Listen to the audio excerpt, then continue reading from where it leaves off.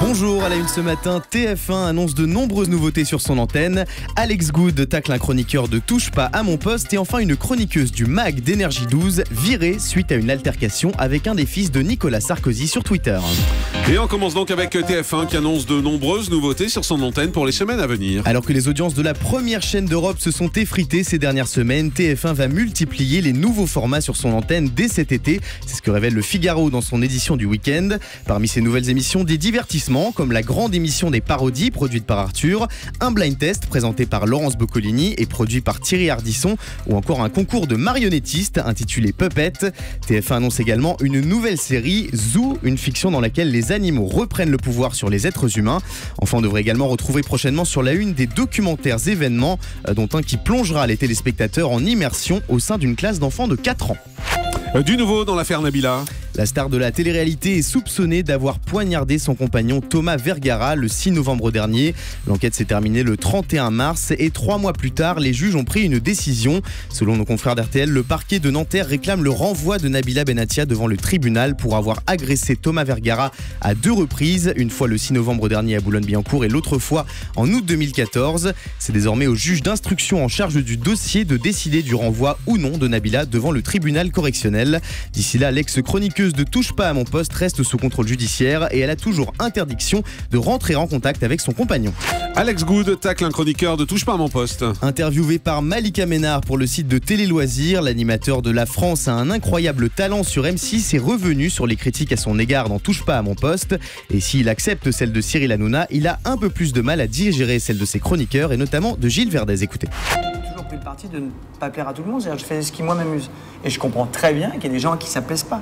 Mais je ne vais pas changer ma façon d'être pour faire plaisir, tu vois, au plus grand nombre. Tu trouves qu'ils sont un peu moins légitimes, enfin en tout cas la non, je trouve qu'après les Gilles Verdez et compagnie, je les trouve pas légitimes du tout. Gilles Verdez, c'est qui? Honnêtement. Ce que j'aime pas, c'est le côté faux cul de quand t'es pas là, crac, crac, crac, et quand t'y vas, t'es le plus grand génie de la création. Bon, voilà, c'est juste ça. Soyons raccord, parce que moi je suis raccord. Hein. Gilles, si je le vois, je dirais écoute, mais Gilles, mais je ne te trouve pas crédible. Voilà, je ne te trouve pas crédible dans tes commentaires. Et puis cette histoire assez surréaliste, une chroniqueuse du MAG d'Énergie 12 a été virée ce week-end suite à une altercation avec le fils de Nicolas Sarkozy sur Twitter. Vendredi dernier, le magazine Voici a publié des photos de Capucine, une chroniqueuse du MAG d'Énergie 12 au bras du fils de Nicolas Sarkozy, Louis Sarkozy, âgé de 19 ans. Des photos qui ont fait réagir Maëva, une autre chroniqueuse du MAG sur les réseaux sociaux. La jeune femme s'est dite choquée par ces fausses paparazzades. Le fils de Nicolas Sarkozy, qui n'a pas son tweet dans sa poche, a immédiatement répondu à Maëva en lui rappelant son passé d'actrice dans un film érotique. La chroniqueuse du MAG est alors partie au quart de tour en enchaînant les messages injurieux à l'égard de Louis Sarkozy. Des tweets plus vulgaires les uns que les autres dans lesquels elle n'a pas hésité à mentionner Nicolas Sarkozy et Cécilia Attias, les 2 parents de Louis. En découvrant ces dérapages, Énergie 12 a décidé de virer la chroniqueuse du MAG.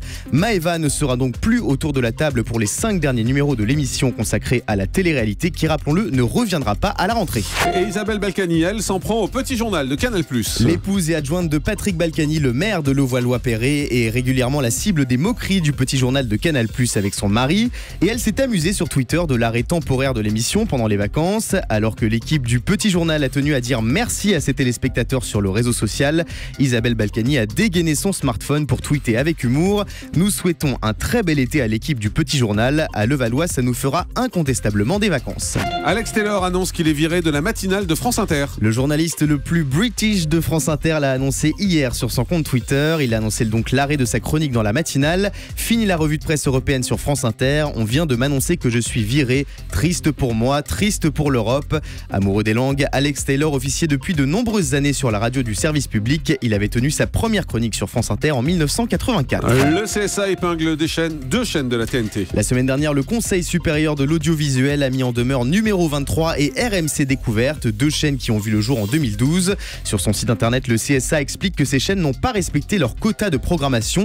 Il reproche à Numéro 23 de s'être vendu comme une chaîne de la diversité qui privilégie les films asiatiques et africains, alors qu'en réalité, elle a diffusé 92% de films américains en 2014. Quant à RMC Découverte, elle n'aurait pas proposé suffisamment d'émissions européennes et françaises sur sa grille, préférant là encore des programmes américains. Le CSA rappelle aux 2 chaînes qu'elles doivent se conformer dès cette année à leurs obligations de diffusion. Enfin, de nouveaux visages dans la quotidienne de France 5. Diffusée tous les jours à 11h45, l'émission dédiée à la consommation signe un bon bilan cette saison avec 3% de part de marché en moyenne. Le Parisien révèle ce matin que forte de son succès, la quotidienne va accueillir de nouveaux visages. Mélanie Taravant, journaliste économique à Europe 1, remplacera la chroniqueuse Valérie Durière, tandis que les 3 présentateurs d'Échappée Belle, Sophie Jovillard, Jérôme Pitorin et Raphaël de Casablanca se relayeront pour proposer des destinations pour le week-end. Allez, on termine avec le chiffre du jour. 40 000 € brut, c'est le prix que devront payer les annonceurs à TF1 pour un spot de 30 secondes pendant la diffusion du prochain numéro de MasterChef jeudi soir. C'est presque 30% de moins que jeudi dernier. Une forte baisse qui s'explique par la contre-performance du programme culinaire à son lancement la semaine dernière avec seulement 2,7 millions de téléspectateurs. La pire audience de TF1 en prime depuis plus de 3 ans. Merci beaucoup Guillaume, j'entends.